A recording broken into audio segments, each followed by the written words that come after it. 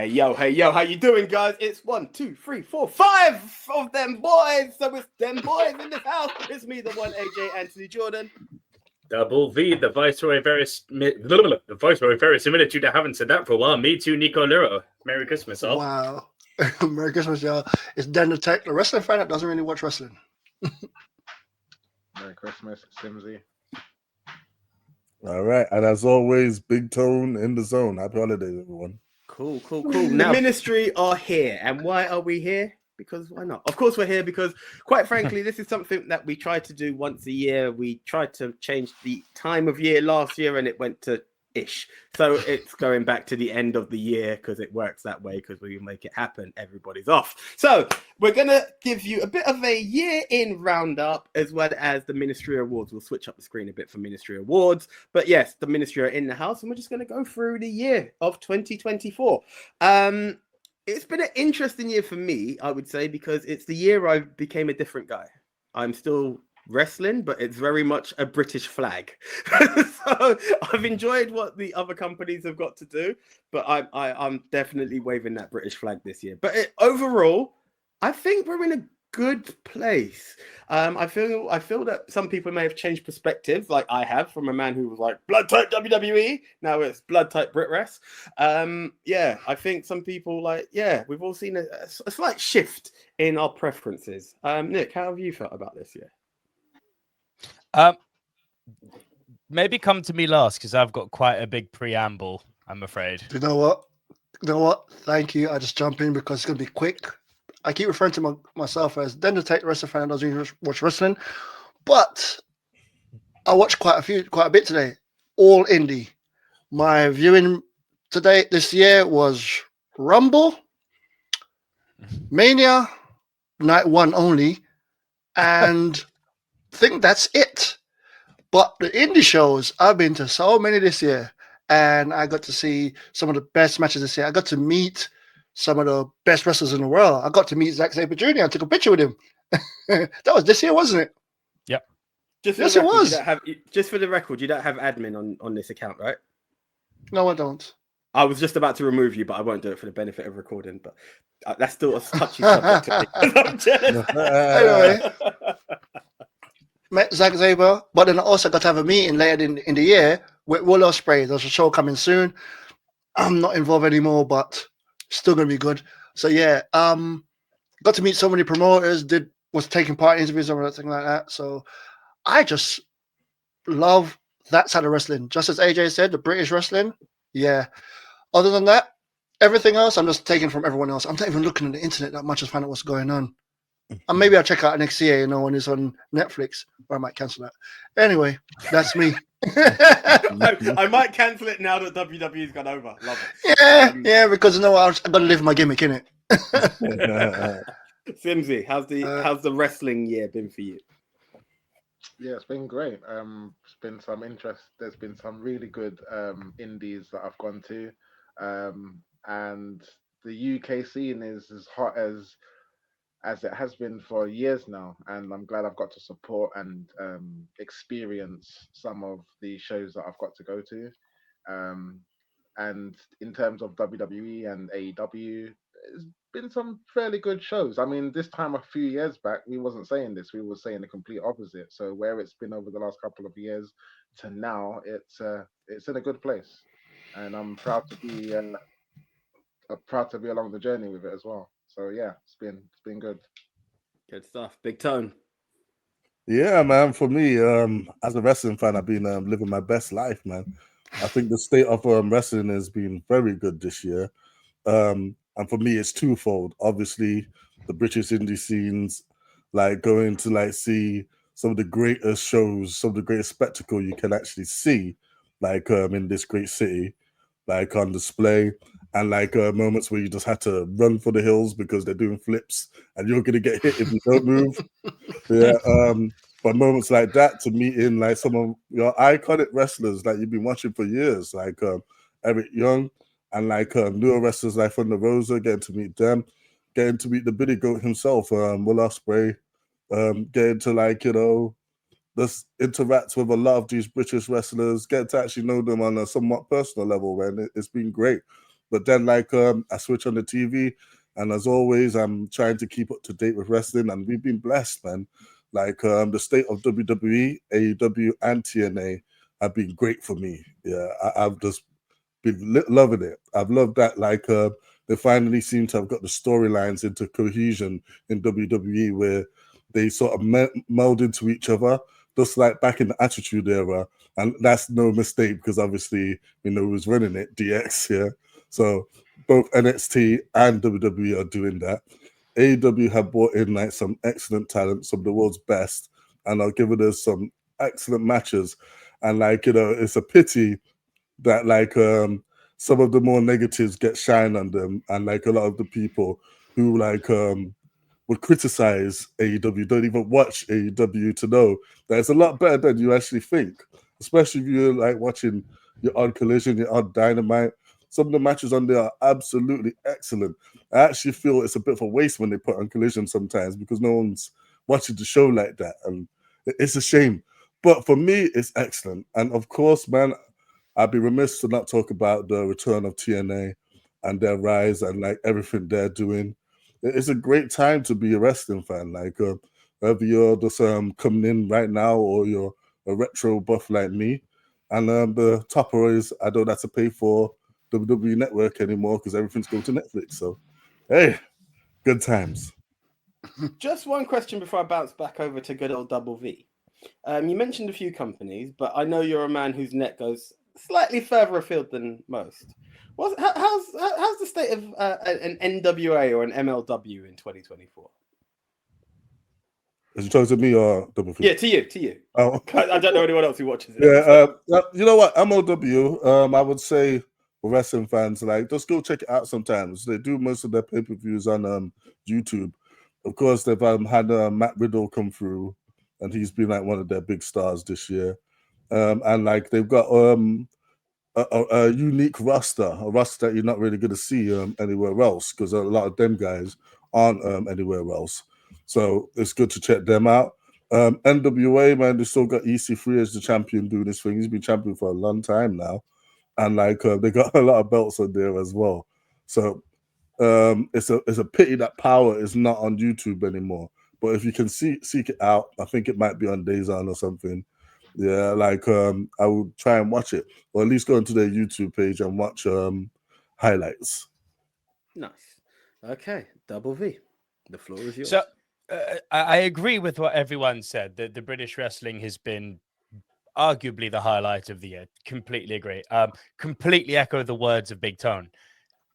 He said this a few years ago, you know, we're living in the golden age of wrestling. You know, if you were in a wrestling household like I'm nurturing mine to be, you can literally put on wrestling every night of the week, probably more than once every night of the week. Like, it's beautiful. AJ, you'll be able to back me up on what I'm about to say. Do you remember in that weird period going off on a weird movie tangent and making it relevant to what we're going to say? Do you remember when I said post-Infinity War, pre-Endgame, when Bob Chapek got announced, I went, things are going to go to shit in the next 2 years? Yes. And it's when everyone was riding that high, Endgame hadn't come out yet, and everyone was like, oh, no, you'll see Endgame. I'm like, wait, give it time. Let things work out. I think in terms of the golden generation of wrestling, which we are in, that there's no doubt. I think we're in that Infinity War Endgame bracket. This year scares me for the future of wrestling fandom and for the future of wrestling booking. Let me elaborate. This is the year that tribalism got crazy. Now, I don't consume, although I've consumed a hell of a lot of wrestling this year. Granted, I don't consume the breadth that maybe Leon and Big Tone do. I think, I may be wrong, but I think I certainly consume more social media-induced wrestling content than anyone. You know, I'll watch What Culture's hour-and-a-half show every day as I'm going to sleep and stuff. So I think I've got a good understanding of where fandom is going. And it really scares me because the tribalism on all sides has got absolutely crazy. This is the year where the sentence, they make more money, became a benchmark of quality, which as DenTheTech so rightfully shared in our WhatsApp group, when you're charging £21,000 mortgage rates for a front row ticket to Mania, there's a reason you're making more money than everyone. Doesn't mean you're better. It just means you're charging more and you've got people buying into what you're selling. Fair play. This is the year that, weirdly, people started criticizing AEW for quality between the ropes. Like, that's a bad thing. Oh, all they do is put on 5-star matches. When did that become a bad thing? Okay, so that got weird. But all equally, to throw shade at AEW, this is the year that AEW, for me, lost sight of what made it special, the feeling. It lost sight of that, and it tried to do way too much sports entertainment, and it kind of couldn't decide if it wanted to do rankings and 5-star matches or cinematic stuff or ham-fisted storylines. Like, it completely lost direction. What it was doing was good. There are lots of good things to be said about AEW, but it became directionless. And you could feel that week in, week out. I said to you a few weeks ago, AJ, that AEW, which is my show, it's my brand, I love it. It's like, for me, like a second, spiritual successor to WCW, which has always been my brand. So I love AEW, but they lost sight of what made them special this year. This is also the year that WWE moved so far ahead of the competition, like so far ahead, with their Netflix deals, their £21,000 front row ring seat prices, which are sold out, by the way. They're so far, like, there's no company one, company two anymore. There's WWE and everyone else. And having a monopoly, as the years 2010 to 2019 showed us, is not a good thing for the sport or the sports entertainment business. You need equal pegging competition. You need fans to be showing up. The rising tide raises all ships. That's gone. WWE is in a league of its own now. Not in terms of quality, but in terms of, like, notoriety. No one's touching them, and no one is ever going to catch them now. It's done. A good thing, this is the year that, for the first time in a long time, we got a truly breakout African-American star in Swerve Strickland. Like, that was one of the highlights of my year. What a champion he was. That was one of the few things that AEW truly did well. It's the year that two legends retired, Sting and Bryan Danielson. We'll miss them. And it's the year where I thought the Bloodline ran its course and then didn't run its course and kind of just continued. But those are kind of just little, granular things at the end. Globally, I'm really, really scared about the coming years. This year, as an isolated thing, lots of entertainment to be had, very enjoyable from the top down to the bottom. Moving forward, I'm terrified of where wrestling is going because of the monopoly the Fed have now got again, and because of how directionless their closest competition is, and because of how crazy the tribalism's got. I'm worried. That's my takeaway from this year. Ooh, so I feel like you've given welcome to wrestling. It's been like this for years. I feel like you've given, like, the ultimate debate, which could go into many ways. I will agree on many levels. I think we're in a part where Tony Khan, as you rightfully said, advertised the return of the ranking system, and then it vanished as quick as it came. The MJF Adam Cole situation, all of this we can break down, is just in another situation. But then, don't get me wrong. There are parts where we got excited that God have finally joined the WWE, and then Tabatonga's making a Tasmanian devil sound. You're like, what is going on? It's over as hell now. I get it. But you're like, wow, this is. I'm glad you do. I don't. I love you, Solo. It worked. I love you, Solo. Like, these stuff go over. Like, you see what they're doing at the Netflix pre-show, and everyone's shouting it. Like, it look, this is what it is. They know how to feed the animal and create the beast. That's what that's who they are. But in the other breath, if it weren't meanwhile, that pissant promotion and their stupid 5-star matches, who wants that? No, but look, I can jump in on here with something. Jumping in on something. Do you remember when it was WWE versus WCW? Everyone knows that. Monday Night Wars. Yeah. There was people that was tribalism then as well. Then it was TNA, WWE, tribalism there as well. you can't get away from it. You really can't get away from it. It's going to be, watch my show. Mine is much better. Mine is the ultimate one. And over there is crap. Have you ever watched any shows from over there? I don't need to. I know it's crap. It's always going to be that. So with the Who have they got? tribalism, The guy that we dropped. It's so always going to be. with the tribalism, it's not the existence of the tribalism. I said, look, I've got a freaking Chelsea sign right here, for Christ's sake. Like, don't get me wrong. I come from a footballing world too. Leon, you know this. Football's as there you go. You got your Luigi and Tekken shit in the background, right? So it's like, I get tribalism, and I actually believe that tribalism is a healthy part of wrestling, because you want, in a certain capacity. But when it's become so deteriorated, because I think Big Turn, you said it at the top, you've got these false commentators who trash AEW and don't even watch it. And the criticism is they put on 5-star matches and say that like it's a bad thing, but then to bolster their company, it's they make more money. Because by that definition, McDonald's is the best food in the world. You've got a point there about the football club, because it's like the type of money that the football clubs are making now. Derbies are not derbies anymore. Back then, like the Attitude Era, it used to be something, but now it's just nothing. Actually, it wasn't. Really. If you break it down, if you break down the logic of it, and this is why I've tried speaking to certain fans. I've gone on a few other shows with people who are like hardcore Fed heads, which is fine. And I said to them, I'm like, but you do realize that your argument of our product is better because we make more money, brother, there's no we in this. You ain't getting richer. Like, you're getting happy that a multi-millionaire who doesn't know that you exist, you're just a battery to fuel their economy, brother. Like, they don't know you exist. You don't owe them anything, but you're getting happy that he's getting richer because you're paying a ticket which you could buy yourself a house with. Like, for me, that logic is that, how are we talking about this and not about what's happening on the mic and between the ropes? Like, that's for me is what wrestling is. It's the stories. It's the stories. It's the pipe bombs. It's the in-ring action. Don't get me on pipe bomb now, because Stan and Matt's beat pipe bomb every day.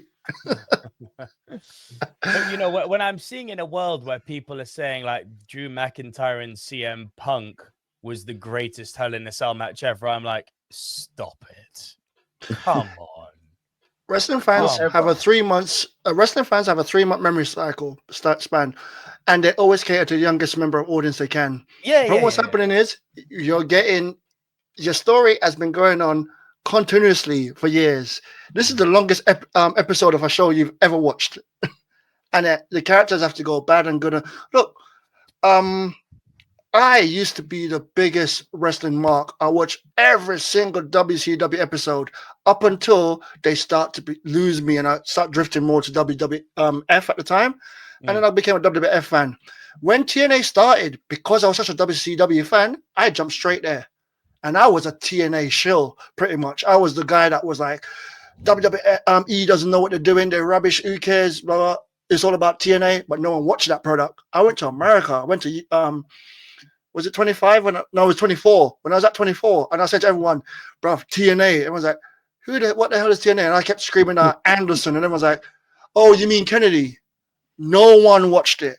UK is one of the only countries, like overall, or England, UK, all that watches so much different product. Everyone else, they watch WWF. If you ask anyone, you watch wrestling? I used to watch wrestling. They either talk about really old school English wrestling, or they talk about, it's Undertaker. I remember that guy. No one knows anyone now. Right. And what AEW is doing is bringing the people, the indie people, up and giving them the spotlight. And then they're not. And this is what I was mentioning as part of the problem with AEW. That was their foundation. And it's become a huge problem because, to a degree, they're making a WCW mistake by having an influx of WWE guys. But that for me is like 30% of the problem. The problem is having things like, oh, we got Okada, but he can't get on TV. Oh, we got Jay White, But Jesus, it's taken us 18 months to finally treat him like a star, which means we've now got to do an 18-month rehabilitation on the guy to make you remember how good he was in New Japan. Like the two guys they've brought in that they've really done right by have been Ospreay and Strickland. But globally, they've really cacked the bed in the last 18 months, AEW. If I can say so in AEW's defense, ahead. though, one thing I do think is that they're very good at like spotlighting their originals. People like Darby Allin, people like Orange Cassidy, people like Hangman Adam Page have all shot to the moon this year and had great showings. I especially love what they're doing with Hangman. He makes me laugh. I love his new music, and he's lethal. He's a blood drinker. Yeah. That was so 2023, Dan. He's a crazy guy. Still a blood drinker. But like when these guys are on the screen, you're intrigued by them. And just like Swerve, like as well, his meteoric rise, they've made him a proper star, not just like an AEW in the industry. So like he can 100%. go anywhere now and be the top guy. Yeah, I mean 100%. He main evented All In. So like whereas you can look for bad parts in all of these products. Yeah, everyone has some avenues they need to improve in, but then there is a lot of good as well, and a lot of good I would say more than last year or the year before, in terms of like overall entertainment and what we're getting. If you're a true in AEW fan of or wrestling. In wrestling. Oh yeah. But that's what I'm saying. We're in an Infinity War Endgame period here. Right now, it's good. My Captain Marvel about after. Hey, what I would say in AEW's defense is that, they have like swerved in a way where they kind of lost their direction.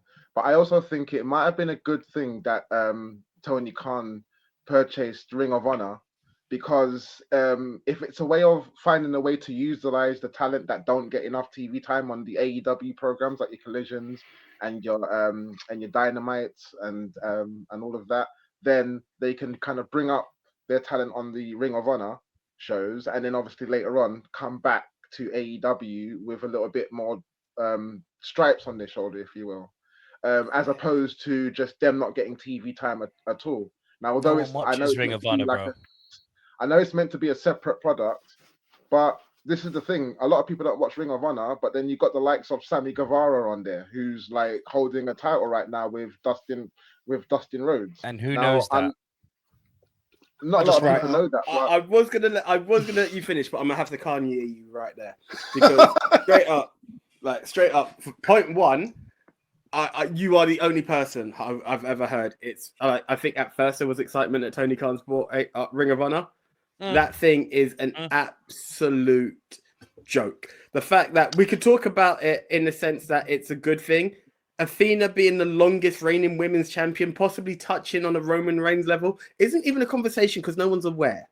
You talking about Sammy Guevara holding the tag team title with Dustin Rhodes. Dustin's gone. Dustin's not even with the company anymore. That's how bad this is. That it's not even been addressed. I was really waiting to let you finish on that, but I had to stop it at that point. Dustin's like WWE bound. I don't even know where they're going. So brother versus brother again. I didn't even know that, but I wasn't. Yeah, even you who's advocating for it don't follow it. No, I follow it because he was literally like defending the tag team titles like on one of their pay-per-views, literally a couple like last week. So, but I didn't know that. Like, obviously, but here's the problem. But that's the tag team of the year. But here's the problem with that. Ring of Honor, or you see, I was about to crap on WWE and their pricing and all the stuff that's wrong over there, but this is a very big discussion, and I think from that we'll move into like month by month or however we're going to do a rundown. But here's one of the biggest problems of the year: Ring of Honor come on to a AEW pay-per-view, and we're meant to know what the hell's going on. I remember one time we had this prediction show, and it was like a fatal four-way for one of the titles, and all of us are like, I can't even remember the dude's name. We were like, who, what, how? There was another one that we had, and Big Tone was the only guy who could quote the guy's name on it. And we're like, we don't want to be disrespectful. And I love the fact that Tony Khan's trying, and I get it. It's hard to give Ring of Honor a TV deal if no one wants to give the TV deal to him. But you need to find a way to make it impressive. You need to do something with it. And I'm not talking give the flipping belt to Jericho so he's Captain Nueve. I'm talking about make it something to be like, You, me, next week, Ring of Honor. Make it so hype that it's going to be something, not just be there. Bro, right now we've got this big thing of like, look, right now, while we're recording, our bloody World's End show is streaming live for whoever's watching it, right? We're talking about who's the big foil to Mariah May. It's good that Thunder Rosa's coming. All of us went the Mariah May way, right? Spoiler. Matters not, bro. By the time this comes out, the show's out, so we all know who's gonna win. But what I'm getting at is, Oh, what I'm getting at is, why is Athena not in that competition? And you lot all, when we're all you lot all going, hugged Thunder Rosa and you chose against her. Ooh. because she's already a Listen, champion. listen, She's listen. already a champion. Let me tell you why. She's my She's champion, already just champion. not over there, baby. Yeah, Thunder's still my champion. she's my champion with tag team with Blobby. You know what I'm saying? Mr. Blobby, son. No, but that is like, just bringing it onto it. The biggest problem is, if we're all like, who's the mysterious foil? Let Athena do it. But she's not, even if Athena came into AEW right now, everyone would be like, oh, she's still there. And that's embarrassing. And that's wrong. Because not only has she got a long reign with the company, she's still with the company. And she's an awesome art talent. But a Ring of Honor is so oblivious to people that if she was the first AEW pay-per-view, if they said Athena versus Mariah May, everyone would be like, oh, really? And would go instantly vote Mariah based on the fact that, where's Athena been? What needs to happen with ROH is what used to happen with ROH. Don't try to get a TV deal. Just do do your house shows as normal. Let people come and watch it. Treat it like ECW. In the day Once of in a while, social media, make 4 pay-per-view and release it online, and then the rest of shows are literally just an online thing. Don't need a DVD.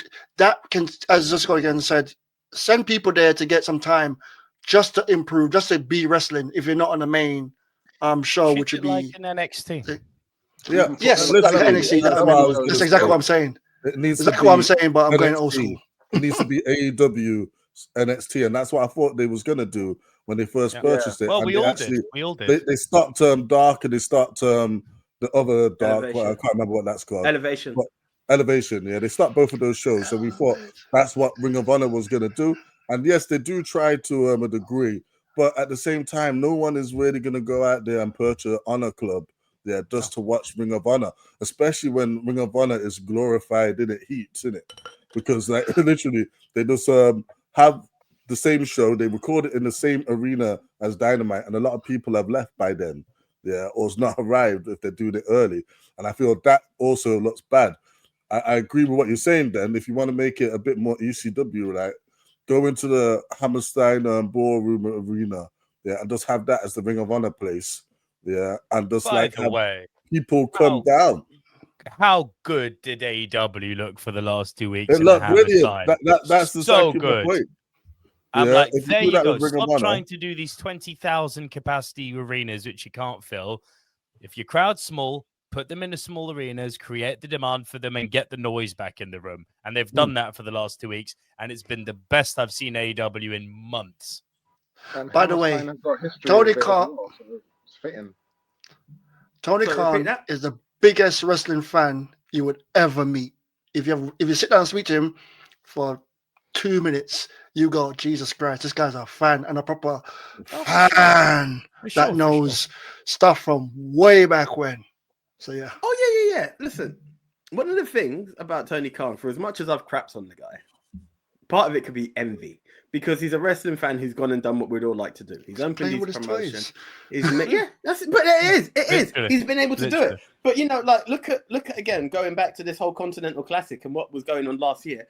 He's quoting stuff about 3 titles being merged to be one and how they're going to be defended, and this is how it happened in New Japan. And he's got so much knowledge. Even when he was doing the Inoki show this year, and he's like, "Let's start the show with his famous chant." The crowd had no idea. The crowd had no idea. But he's deep in, and I respect him. Oh, for that it. was awkward, poor guy. I I felt for him because he tried to do the right thing there. I really felt He did. for He him. did. Look, you know, had he taken that to Japan, it would have been awesome. But right, Leon, can you just repeat what you said? Then I think let's try and sing the show a bit more. But go on, what no, were I you was saying? saying the AEW was in the Hammerstein Ballroom, and it was like the atmosphere was wicked, and somewhere like that has history behind it as well. Yeah, for So sure. it's a good place. It's a good place for them to like have as a base, as I was saying. That was it. Well, a the- base or Jacksonville, I don't care where Yeah, their yeah, base listen. is. It's the size of the arenas. Stop trying to sell out NBA arenas and do these little arenas, because that gives me the feels again. Those little 5,000 to 7,000 capacity stadiums with these rabid super indie fans, when they sell out, that's AEW. I don't need them to sell out 30,000 weekly. I don't need to be in the conversation know of what it who's is? making more money. Or at least, I want to be in an save it for the arena PLE. where At least people save are it for the going PLEs. mad Can't and talk loud. together. I want to be in an arena where people are going mad and loud, and just 7,000 people making the equivalent of 20,000 noise, because they're the sickos. They're the super indie guys who want to see people doing flippy dippy doodah and Then MJF. come to the UK. And MJF dropping lyrical bombs on Adam Cole about breaking up with Britt Baker. I'm like, there you go. That's what I'm talking about. They've That's actually my like done AEW. it like not too long ago. I remember tuning into one of the collisions where they only had like about 5,000 person capacity, and the stage was set up so well. And they've also done it in the old Impact Zone before, And I just think, those type of venues, if you don't have the numbers, filling them out, they look great. They do. So yeah, you're 100% right. Like, just go with the smaller venues, the smaller atmosphere. Tailor your stages to fit them well, and you'll have the people. So what happens, I believe, is going back to what Nick said earlier. When it was that little 2-horse race, even though WWE was still slightly in the lead, but when it was that 2-horse race, yeah, exactly, just as I said, slightly. Yeah. Then if you're playing that game, then you would try to match arena for arena, because it was a capacity game. It was a thing. Like, let's be honest, but then they could. Yeah, but that's the thing. Then they could. The whole thing building up to the first All In was a case of, we're going to do 90,000. People said we couldn't do it with the first All In. Look at what we done then. Look at this. And all right, he didn't do 90. Excuse me, he didn't do 90K, but he done damn close. He done bloody good. He sold more tickets than Mania. Like, this is a stat people sorry, AJ, my apologies. 32 minutes. This is, you want to talk numbers. This is a crazy stat. The first All in London, even despite his inflated numbers, when they revealed the real numbers, it was 2,000 more people than bloody WrestleMania. I'm gonna have to say it. He killed it. I'm gonna have to say it. Bring Mania to the UK, and that would just get destroyed instantly. Yeah. Well, it wouldn't. Because there's only so many people you can put in Wembley.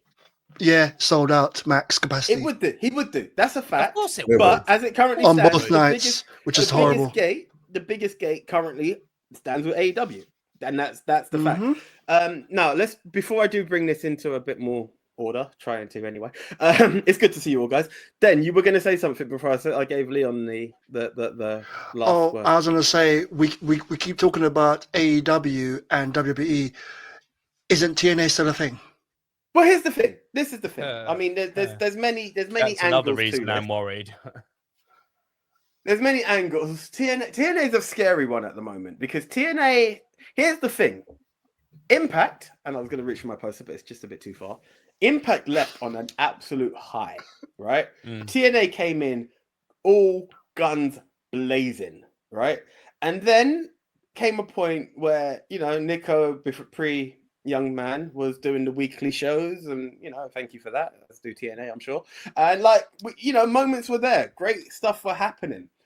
I believe that they merged with WWE, and it was way better than the Impact AEW link was, right? I think stars were treated way better. I feel, look, Tony done what Tony's done, but it literally, you were just a stomping ground just to make your stars look bigger with AEW. WWE had moments. I didn't for a second believe Joe Hendry would be champion, but hey, goddamn, made me feel. Why shouldn't it be? Why did they do that? Well, I'm talking. I even knew about Joe Hendry. They should have. But this is what I'm saying. All of that became really good, and taking it back to where I wanted to bring it to, us in January, in Box Park, hearing Jordan Grace walk out and going, "Oh my God, what is going on?" And all of that made TNA as such a big can moment. I say just on that note, AJ, sorry to cut you off. Jordan Grace put most of those WWE women wrestlers to shame. Of course, she was so much better, and I don't mean because of her size. her footwork, her in-ring ability. She put that WWE women's division, which is heralded as the best in the world, nonsense, to utter shame. She's amazing at what she does. Right now, who's better right now apart from TNA. Eve? TNA. Okay, cool. TNA. Some would say NXT. Yeah, I separate would probably main say roster. NXT. But the problem is that we've got, while we're just on this TNA topic, and this is just being taken the news. There's nothing official. There's not any judgment or trying to crap on TNA. What scares me for TNA, what we had being an absolute awesome moment, and I don't want to talk behind the scenes and who's gone and who, well, administratively who's gone and come. It's the current stars and where they are now. The rumors of Jordan Grace going. Josh Alexander seems to be on his way, as is his missus. Joe Hendry. Mike Bailey's gone. Joe Hendry's gone. Trent Seven's gone. Well, Joe Hendry's not confirmed, but Trent Seven's definitely gone. Between you know who I'm talking about. I can't say the name. Listen, I'm going. Listen, I can read between the lines, but I'm just going as new states because I'm trying to keep relationships clean. Do you get what I'm trying to say? Oh, I didn't say anything. All I said is you know that I know that Joe Hendry's gone. Listen. Big up Uncle Dave. It's that Bob Marley song that comes into my head. Big up Uncle Dave. Yeah. But it's been an exodus for the last few months in TNA. Yeah. All their stars clearing out. It's a really sad thing. Kushida's gone. The Motor City Machine Guns are gone. You know? Oh, that one hurt. It was a happy ending for them, though. I was very happy with for 2 weeks. No. Look, for them to come in at all and be given that level of respect, because again, they didn't just dethrone anyone; they dethroned like main storyline, bloodline members, innit? And like, the tag team division in WWE is the worst division in the world. They like actually tend to be changing these tag titles quite more often now. So yeah. Do you think that, Tone? Do you think I've got to be honest again, or do you think they're just there for the paycheck? I think basically both of them, they're gonna have this feud with DIY, and they might actually yo-yo the titles for a while. And like, if they do that, I'm all for it. It's hope of the hot potato. I have got to be honest, Tone. I've been called an optimistic man. Sometimes when you reply to stuff, I'm like, wow. Yeah. Well, we all know I miss the positivity in this group. No. Like, I say that in the thing of, we can all say, oh, they won the title to like they. As much as God are huge, in New Japan, they're not even called the Gorillas of Destiny in WWE.